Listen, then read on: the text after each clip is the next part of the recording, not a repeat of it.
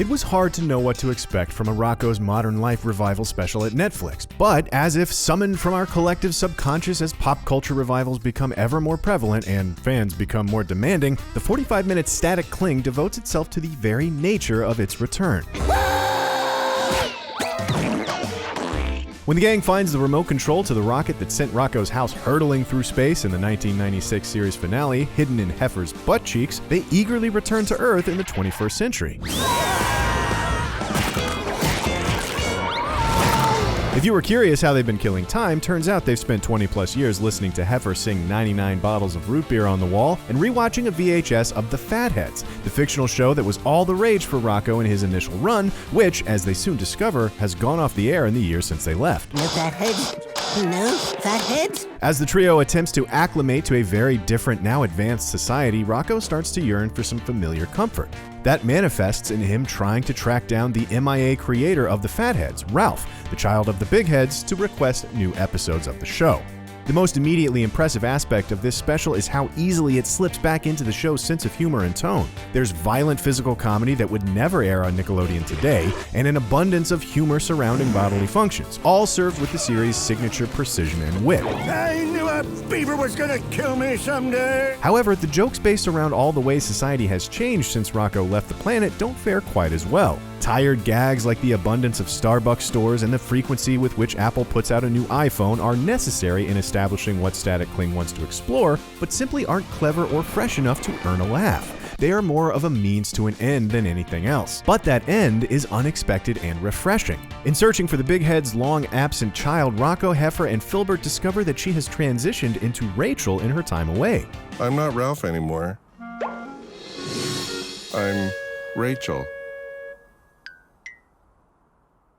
Wow, cool! That is awesome! Well, what are we waiting for? Let's go! The Big Head's daughter is nervous to return to her parents as they don't know about her transition and is thus even more wary about writing more of the Fatheads and re-entering the public spotlight. It's impossible to imagine a 90s cartoon presenting such a thoughtful depiction of a transgender character, but that's where these revivals have an opportunity to expand upon their predecessors. And Rocko's Modern Life was always subtly subversive for its time, both in its adult humor and tackling stories on social issues like immigration, racism, and sexual orientation. When Rachel does return home after Rocko's earnest convincing, her father doesn't accept her at first, but that only inspires her creative energy, and a new season of the Fatheads is born. They're gonna put it on the air in 10 minutes, Rocko! Come on down to Conglamo and see it! Rocko tasks himself with both getting Mr. Big Head to the premiere and getting him to accept his daughter, as well as the swell of positive change she brings. But the most stunning turn in Static Cling occurs when Rocko watches the new Fatheads and finds that he, the one asking for something new the loudest, is the one who cannot accept its newness, because it changes the formula that he loved. Static Cling challenges Rocko and Mr. Big Head, who are both struggling to accept change, to embrace the present and find new aspects to appreciate in the thing they love, rather than remaining stuck in a repetitive loop, more concerned with recapturing nostalgia than experiencing something fresh. We can't live in the past. Life isn't permanent.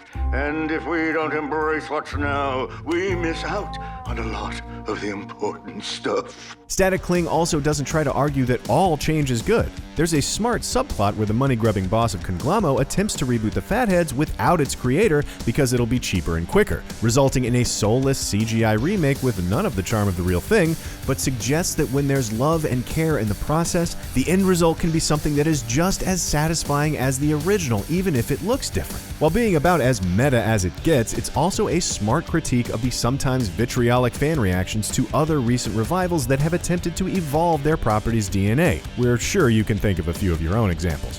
Rocko has a brief but incisive arc that offers him the chance to jump on board with the changing tides or risk getting left behind. After more than 20 years, Rocko's Modern Life has returned for a delightful 45 minutes, less to entertain its longtime fans, though it succeeds at that too, and more to deliver a timely message about what our reverence for nostalgia is doing to art and society. Entertainment naturally reflects the time it was created in, but if we want that art to be new again, it can't just reflect the past. It has to evolve into something that resonates in the present. Grappling with that notion in a revival of a beloved 90s cartoon is nothing short of radical, even if things are resolved a little too quickly in the end. I guess change is okay. Hooray! This show didn't need to come back, but it did so in the most thoughtfully self-aware manner possible without losing an ounce of its wild, weird charm. Here, Rocko's life isn't just modern, it's focused on the future. For more reviews, check out what we thought of Good Boys and Dora and the Lost City of Gold, and be sure to subscribe to IGN wherever you like to watch. It's so realistic. Gamescom is the biggest gaming event on Earth, and IGN at Gamescom Now is bringing it to you live all week long. We've got exclusive gameplay, demos, cosplay, esports, and so much more. If you can't be here in person, IGN at Gamescom Now is the next best thing. IGN Live at Gamescom is presented by Alienware. Alienware, we're game.